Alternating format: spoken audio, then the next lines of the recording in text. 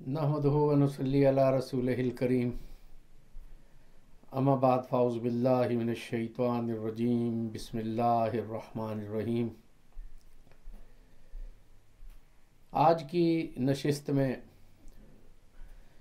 हज़रत मूसा अलैहिस्सलाम की बेसत के बाद रूनुमा होने वाले कुछ वाक़यात का तज़किरा किया जाएगा।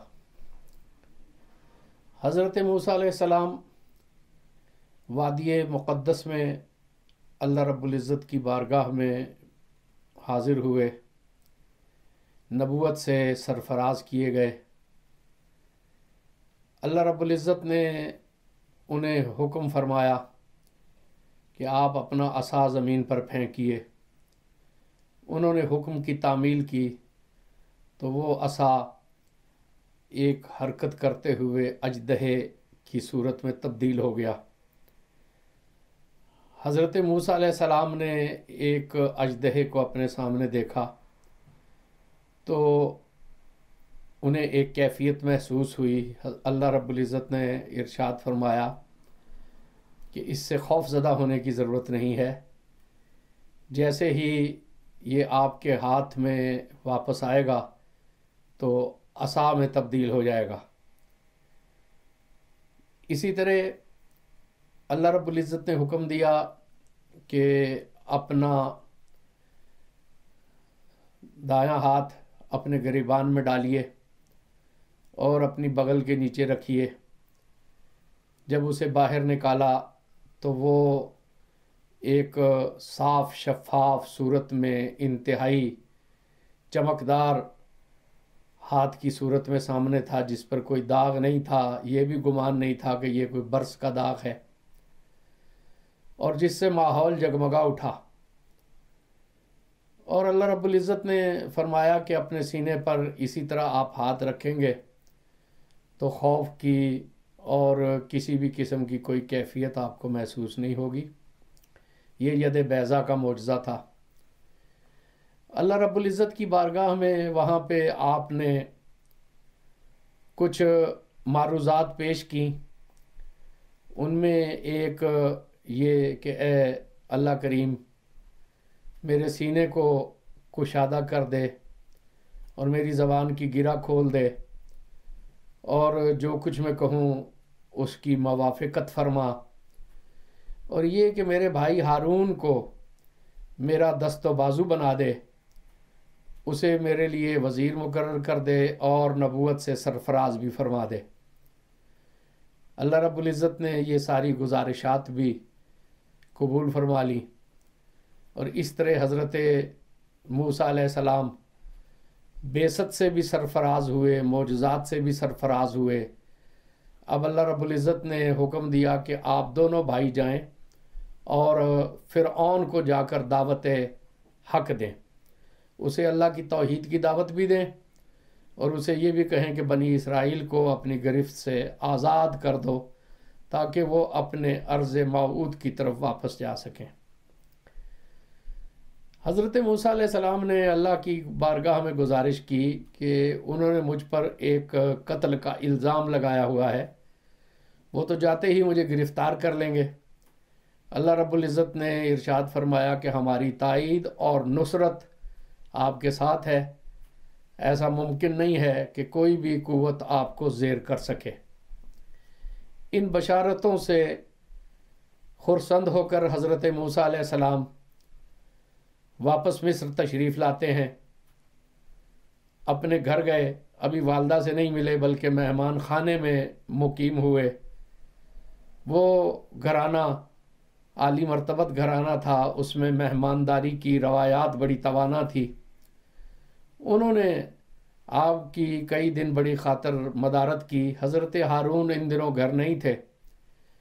अल्लाह रब्बुल इज़्ज़त ने उन्हें वही से सरफराज फरमाया और वो सारे मामले से मुत्तले हो गए तो फ़ौरन घर लौटे। दोनों भाइयों की मुलाकात हुई। फिर दोनों भाई अपनी वालदा माजिदा की खिदमत में हाजिर हुए, उनसे दुआएं ली, और फिर दोनों ने तैयारी की कि जो उन्हें हुक्म है फ़िरऔन के दरबार में जाने का, उसकी तामील करें। وہ دونوں بلا خوف و خطر فرعون کے دربار میں جا پہنچے، اپنا تعارف کروایا، اس نے پہچانا، اور حضرت موسیٰ علیہ السلام نے بلا خوف اسے دعوت توحید پیش کی۔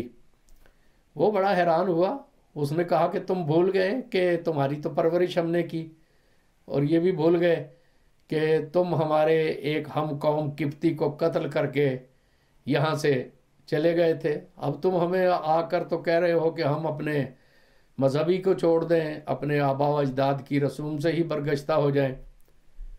الغرض ایک گفتگو کا سلسلہ جاری ہوا، اور اس نے کہا میں خود زمین پر خداؤں کا نمائندہ ہوں، اور میرے علاوہ کون رب ہے، میں ہی جو ہے وہ یہاں کا رب ہوں۔ تو حضرت موسیٰ علیہ السلام نے اس سے سوال کیا کہ یہ مشرق مغرب چاروں طرف یہ جو اتنی وسیع کائنات ہے، تمہارا اقتدار تو مصر تک محدود ہے، تو کیا جسے بھی رزق مل رہا ہے اور جو بھی مظاہر فطرت کام کر رہے ہیں یہ سب تمہاری مرضی سے کر رہے ہیں؟ ان باتوں کا جواب تو ہو نہیں سکتا تھا۔